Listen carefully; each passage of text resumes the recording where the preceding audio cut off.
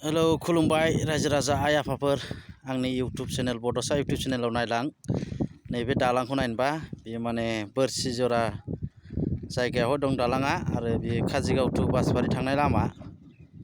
गासिबो बायजोब्बाय नै दासिमखि बिदि थायो लामाया ओंखारनांगोनसो भाइ जाया ओंखारनांगोन ओंखारना फैदो नायदो बेसेबां साद जारला दाबायदियाव बायचान्स सोरबा माबा मोनसे नैबे गामिनिफ्राय बोरसिजरा गामिनिफ्राय डिलिभारि लोमजानाय साजानाय लांनांगौबा बेसेबां खस्थ' जागोन नायलांनै रायजो राजा आइ आफाफोर नैबे भिडिअखौ मोजां मोनोबा आंनि बड'सा इउटुब चेनेलाव नायनानै लाइक कमेन्ट शेयार खालाम हागौमानि शेयार खालामना हो बे लामाखौ बियो बासबारि टु काजिगाव थांनाय लामा नै गब्लंजोब गोलैगोन बिराद गाज्रि लामाया नायलांनै नुदोंना बेसेबां जारला बायजोबनाय बिराद खस्थ'यै बारबाय नायलांदो नै इसिबां माने गिथावना ना बिराद गिथावना लामा बियो नै नायलांदो बेसेबां खस्थ'यै बारनांगौ बे दालांखौहाय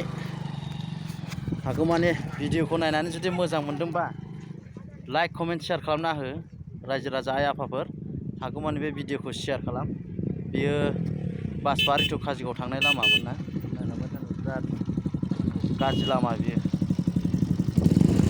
जों बारलै गोलैगोन बिराद डेन्जार लामा बियो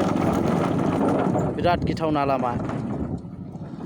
हागौमानि शेयार खालामना हो बे भिडिअखौ ना रायजो राजा आइ आफाफोर आदै बे दालांखौ नुनानै माबायदि मोनदों नोङो दालाङा मा रोखोम अबस्थाया बिराद गाज्रि दा माबा मोनसे जायोबा रायजो राजा आइ आफाफ्रा माबा मोनसे हथात डिलिभारि केस जायोबा लांनो उसुबिदा नङा होमबा उसुबिदा जागोन ना आदै दा नोंथाङा मा लुबैयो बेखौ मोजां जाजानो लुबैना दायो सोलिबाय थानाय नायलांदो ना नुबाय बिराद खस्थ' बिराद गिथावना लामा बिराद गारि मथर बारो आरोना बे लामाजों बिराद गिथावना लामा